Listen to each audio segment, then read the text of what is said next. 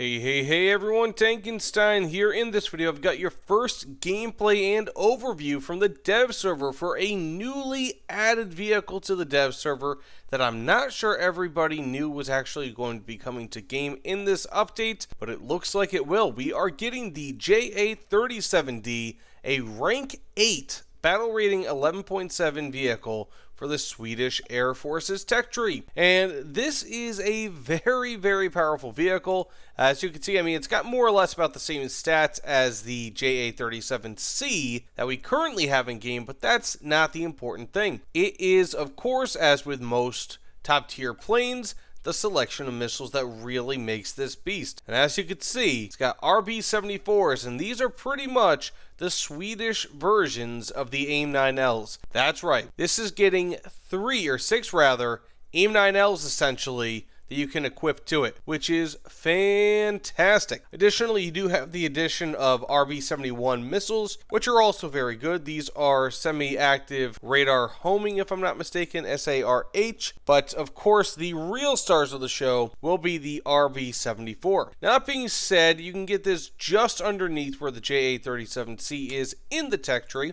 as one might imagine. But overall, I mean, this is just going to be a substantially improved vehicle. It does also have countermeasures, in case you were wondering. I know some Swedish planes kind of do or don't have countermeasures, but this one definitely does. It does have the same engine. I'm guessing that slight difference in rate of climb might come from maybe better aerodynamics. I'm not entirely sure, but that being said, let's get into a few matches, see what we could do, but man, I am excited to fly the Gray Ghost. Let's get into it. So right off the bat, as one could imagine, I am substantially slower than this MiG-29. I mean, I'm not even nearly off the runway. He's already a third of a kilometer ahead of me.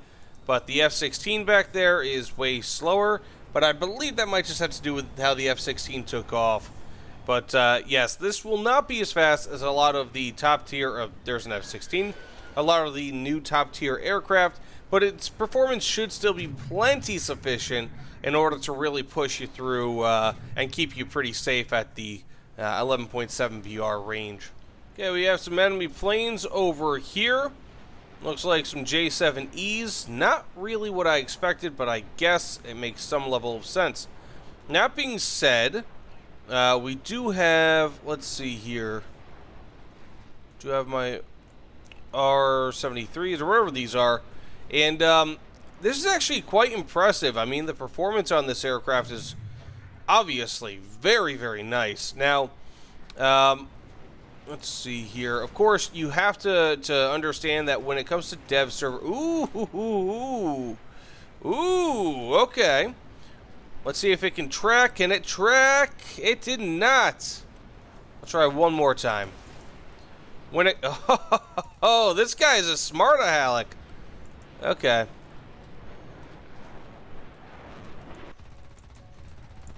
Okay, got the hit, got the kill. Perfect. Now when it... Oh, whoa! He flipped out of that. I was not expecting that. Now when it comes to dev server gameplay, you are going to want to understand that these are mostly all bots, you know? And ultimately, what it comes down to... And this guy is actually using his countermeasures very well. What it comes down to is that, unfortunately, I won't be able to face a lot of actual enemies. So in this instance, of course, we do have it where it looks like we've already killed pretty much all of their actual players, and now all there are left are bots. And unfortunately, as you can see, this thing guzzles gas. I went in with 30 minutes of fuel about 3 minutes ago, and I've got 9 minutes left. So I'm going to stop using the afterburner because that's going to kill me, and then maybe go after some of these F4 EJs over there. But as you can see, I'm not really sure if the RB-73s or 74s, wherever they are, have any difference in tracking capabilities versus flares, but I had 3 of them miss. And of course, I understand, you know, I was launching them against a flare-happy opponent, but that's not a good look at all, you know. So I'm not really sure if that has anything to do with these missiles or what the case may be. I'm sure it just has to do with the fact that he was using a lot of flares. But again, Let me know in the comments below if you guys know a little bit more of the tracking capabilities of these missiles, because I am genuinely interested to see, and he got the kill. Okay, so this match is over. Let's just get into one more match and see what we can do. But, you know, ultimately, one thing that you are going to have to do is bring a lot of fuel with this, especially if you want to use your afterburner. Because even being a little bit stingy on my fuel usage, I only have around 5.5 minutes left. I said, let's get into it. Okay, we have ourselves our first... Oh, he crashed into a mountain. Okay, and that's kind of, again, dev server gameplay. So... it is very, very important to know also when it comes to the flying characteristics of this plane. I mean, like, look at that roll rate. Phenomenal, especially at or around top speed or Mach 1. Now, one thing that you do... Ooh, that was ugly. It locked onto the incorrect target last moment. But one thing that you do really have to understand about this aircraft is that it has awful energy retention. So beyond, I would say, ooh, am I being shot at by somebody? Okay, so this thing has awful energy retention. So as you can see, I mean, just look at that speed drop and drop and drop and drop and drop.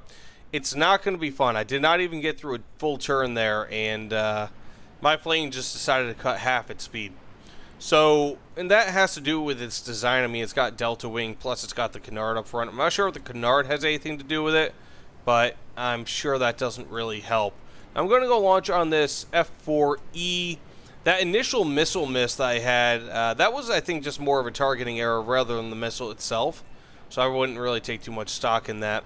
But, I mean, ultimately, this is pretty much the JA37D. I mean, this is essentially... just a JA37C, but with better missiles. You know, nothing wrong with that. I think it's really cool. I am really, really interested to see this in game. I think a lot of people who like the Swedish air tech tree are going to enjoy the heck out of this, because I know personally I will. I love Swedish vehicles in game. Let's see where that hits. You know, I mean, I think that they are one of the cooler additions to War Thunder. But, you know, certainly just let me know what you guys think in the comments below. I am always interested to see everyone's opinions on vehicles. Let me know again if I was a little bit incorrect with some of my information here. I'm interested to see specifically if the trackers, so if these things do not go beyond, if they don't track beyond flares well, you know, because it seemed like they were being tricked by flares quite a bit in the last match. So I'm interested to see if they just don't have as good a seeker heads as what maybe an AIM-9L has, or maybe if I was just kind of launching them stupidly. But either way, thanks again, guys, and of course, I will see you all on the other side. Take care, everyone.